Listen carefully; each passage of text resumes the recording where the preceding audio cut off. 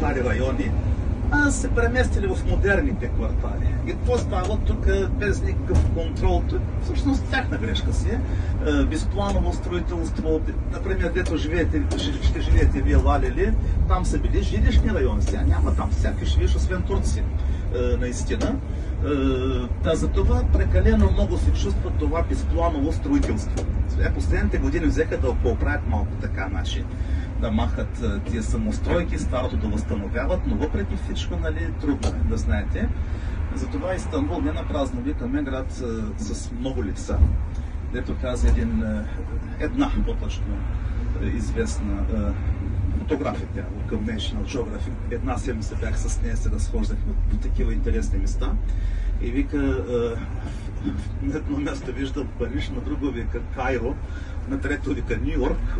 Наистина много лица на този град, знаете, много своеобразен град е, наистина.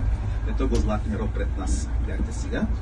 Това е вторият мост, после ще минем по първия мост ние. Тук е малко извън нашата програма.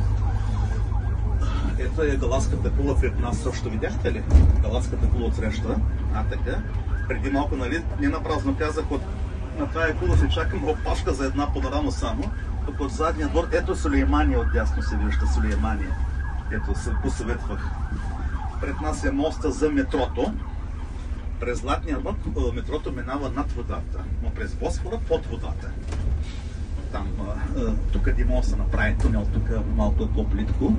Затова направиха мост над водата. Всъщност тук да знаете много по-нататък, после ще спрем. Българската църква се намира тук на брега на Златния рог. Това после по време на нашата програма ще спрем там, да знаете. Пак повтарям, ето е Сулеймания пред нас. Се показа сега ето тяло.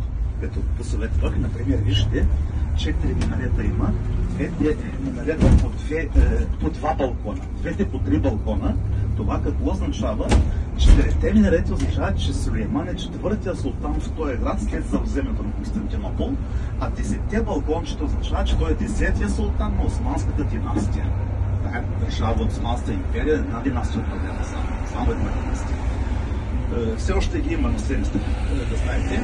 А това отдясно, не знам дали обърнахте внимание, някаква стена, скоро са отворили вече. Аз не съм бил вътре, това е подземна цистерна, да знаете. Като се прави този път 50-те години, случайно се отваря стената, под стария полуостров стотици цистерни има, но пише 72. Те са големите, но освен тези 70 цистерни, има сума ти малки цистерни, които получават вода от големите цистерни.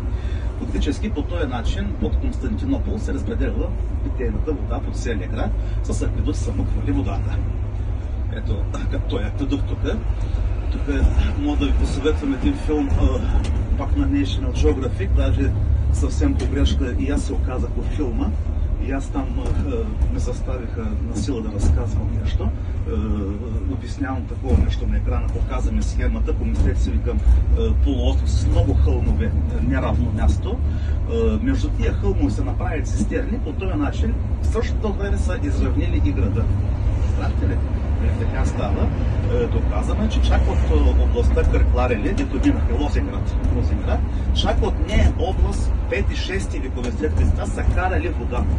Докарвали вода. Представете си, това не е лесно, знаете.